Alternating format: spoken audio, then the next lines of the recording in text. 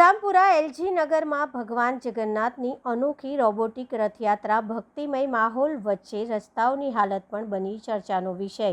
અષાઢી બીજના પાવન અવસરે વડોદરાના નિઝામપુરા વિસ્તારમાં ભગવાન જગન્નાથની અનોખી રોબોટિક રથયાત્રા ભક્તિભાવ અને ઉત્સાહ સાથે યોજાઈ।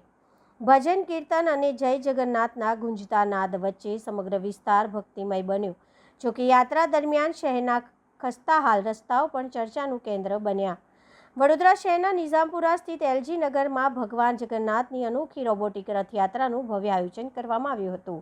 આ વિશિષ્ટ રથયાત્રામાં સોસાયટીના રહીશો, મહિલાઓ, યુવાનો અને બાળકોએ મોટી સંખ્યામાં જોડાઈ ભક્તિભાવપૂર્વક ભગવાનના દર્શનનો લાભ લીધો। રોબોટિક ટેકનોલોજીથી સજ્જ ભગવાન જગન્નાથજીનો રથ સોસાયટીના વિવિધ માર્ગો પરથી પસાર થયો હતો।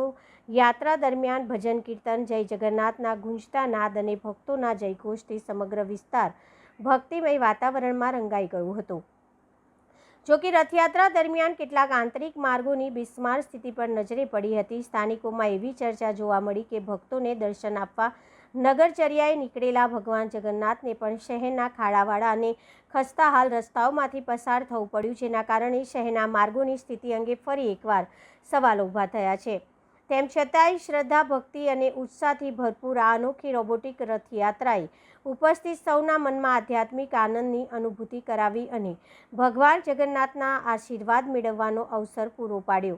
આસ્થા સાથે આધુનિક ટેકનોલોજીનું અનોખું સંયોજન રજૂ કરતી આ રોબોટિક રથયાત્રાએ ભક્તોને આકર્ષિત કર્યા છે। આજે સાથે શહેરના માર્ગો વિકાસ તરફ પણ સૌનું ધ્યાન દોર્યું હતું।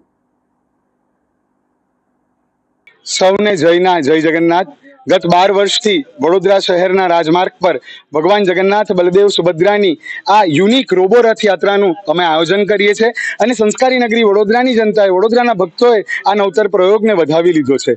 સંસ્કાર અને સાયન્સનું સમન્વય કરી વિજ્ઞાનનો વિવેકપૂર્ણ ઉપયોગ કરવાના હેતુથી આ રથયાત્રાનું આયોજન કરવામાં આવે છે અને એનો ઉદ્દેશ એક જ છે કે વિજ્ઞાનનો સદુપયોગ થાય ને વિશ્વમાં શાંતિ ફેલાય। વિજ્ઞાનની ટેકનોલોજી તો રાવણ પાસે પણ હતી, વિમાન હતું, એણે સીતા માતાનું હરણ કરવા એનો ઉપયોગ કર્યો, પણ જ્યારે એ જ વિમાન ભગવાન શ્રી રામ પાસે આવે છે તો વિકુટાઓને મિલવવા માટે એ વિમાનનો ઉપયોગ કરે છે।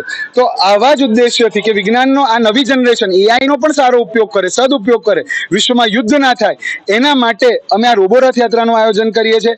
રસ્સી નથી, અહીંયા રિમોટ કંટ્રોલ છે, આધુનિકતાને અહીંયા જોડી છે અને આ રીતે અમે ભગવાનને અહીંયા સેવા કરીએ છીએ, ભગવાનને લાડ લડાવીએ છીએ। સાથે તમે કઈ કીધું કે રોડ રસ્તા બી સારા થઈ જાય કે ભગવાનને પણ કઈ જી બિલકુલ આપણે જોઈ રહ્યા છે કે ભગવાન નગરચર્યા એટલા માટે જ કરવા આવે છે કે નગરમાં વ્યવસ્થા ઠીક છે કે નહીં।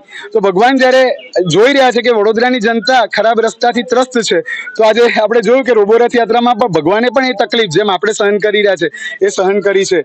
તો મને એવું લાગે છે કે ભગવાન જ જાણે આદેશ આપી રહ્યા હોય કે વડોદરાના નામ જે ખડોદરા હવે થવા લાગ્યું છે એ દૂર થાય અને વડોદરાના રાજમાર્ગ જગન્નાથપુરીના બળદંડ જેવા એકદમ સુંદર થઈ જાય, જેના પર ભગવાનને પણ કોઈ શ્રમ પડે નહીં।